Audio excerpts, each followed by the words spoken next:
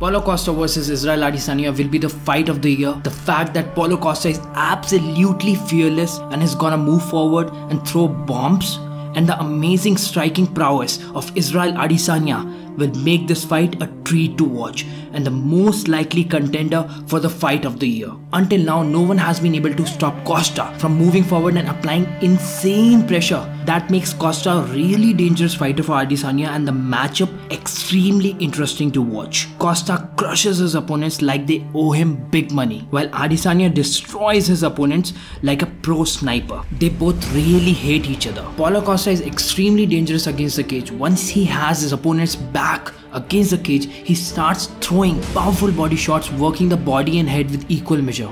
Meanwhile, Adesanya will have his chances in the middle of the cage with his amazing counter-striking and feinting game, probing Costa to make a mistake. This fight will not be anything like Adesanya versus Romero. Paulo Costa will bring the fight to Adesanya. Costa has continuously showed in the UFC that he has a great chin and has nasty 3-4 punch combos. This dude is absolutely fearless and a monster. It will be interesting to see how Adesanya deals with him. This is a fascinating matchup to the highest of levels.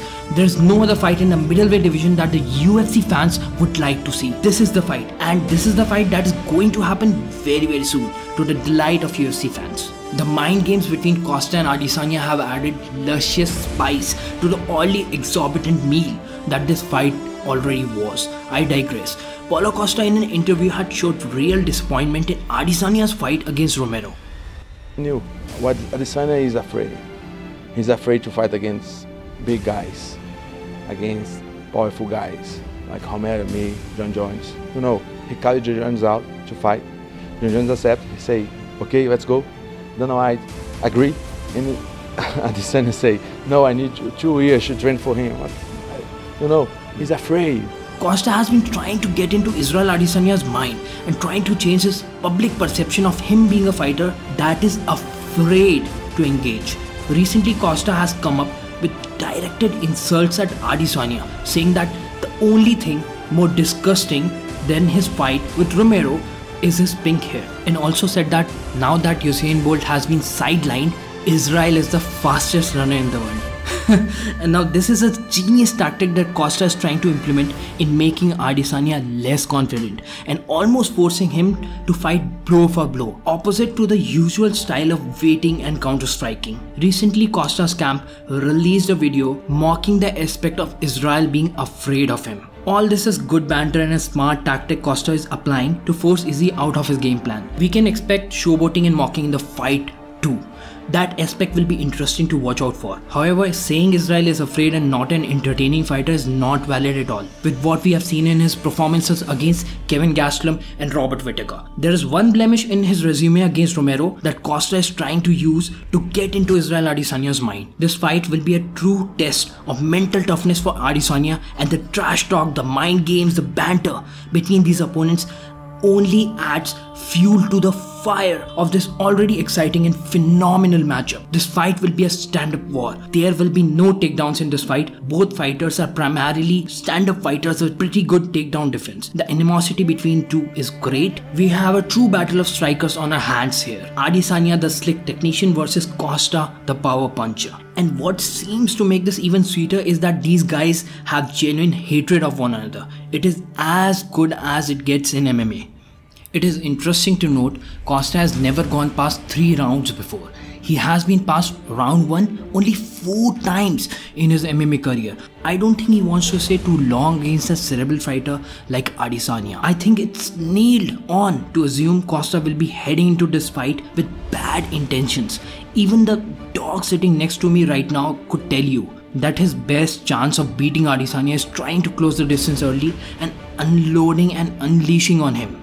Costa has a lot of power. This is evident in his record with 11 of his victories ending in knockout. Costa will look to land one of those heavy hands on Adesanya's chin and shut his lights out. Meanwhile, the last style bender will use his elusiveness and fight IQ to maintain distance and pick his shots and drag Costa into deeper waters before picking up the tempo and ending up with a massive TKO win. So this fight will most probably end in a knockout win for either of the opponents. It will be interesting to see if Costa knocks out Adesanya cold or Adesanya gasses Costa out in the later rounds and ends up picking him apart for the TKO win. Whichever be the case, this fight is not gonna go the distance. Now coming to the fourth intriguing aspect, the visual aesthetics of this fight are as mind-boggling as it gets in the UFC. It's power against precision, it's size against length, it's a bigger guy against a smaller guy, the muscular jacked guy against a skinny guy. What we usually watch in movies and virtual media, the bigger guy almost always ends up destroying the smaller skinny dude. What we will get as an answer in this fight is what would transpire when that ends up happening in real time. We recently had a poll on our channel, and interestingly MMA fans think precision beats power. 55% of the fans voted for Izzy, while 45% voted for Costa. This is what Israel had to say about the fight. The aesthetic of it, like I'm this skinny person, this little frail kid that everyone looks at, and then he looks like the perfect antagonist. He's big, bulky, juice to the gills. What better antagonist than this guy who was undefeated, a KO artist. He looks the way he does, you know, ballooned up, and it's like David and Goliath. Well, Izzy said that this is like David and Goliath. It's a little exaggeration to say that, but the discrepancy is as high as it gets in MMA. That's what makes this an amazing visual spectacle to watch. And if Adesanya ends up pulling this one off, this will raise the stock of Izzy to an even higher level. Paulo Costa's fearlessness to move forward and throw with disdain, without a doubt, makes him one of the hardest opponents for Izzy. This fight is a perfect candidate for Fight of the Year. The last time two undefeated males stepped into the octagon was in 1998. Both these fighters are undefeated going into this championship bout. Since 1998, there have been 150 championship fights. It has never happened before. So this is a special fight. Both these guys hate each other. This will be a battle of mega proportions that will come down to the slimmest of margins. Having two guys of Adesanya and Costa's caliber, two undefeated fighters who have certainly proved their legitimacy in the sport. Aside from never losing a fight in MMA, Adesanya has been the most impressive fighter to join the promotion. And Costa too has been one of the most dominant fighters in UFC in all his fights until now. This will be undefeated versus undefeated. The most likely contender for the Fight of the Year. Somebody's O has got to go. Mark your calendars for UFC 253, September 26th. If you haven't subscribed, please subscribe to the channel. Let us know if you're excited about the fight by liking the video and share your thoughts in the comments below. I don't know what you guys think, but I predict that's Fight of the Year. Fight of the Year.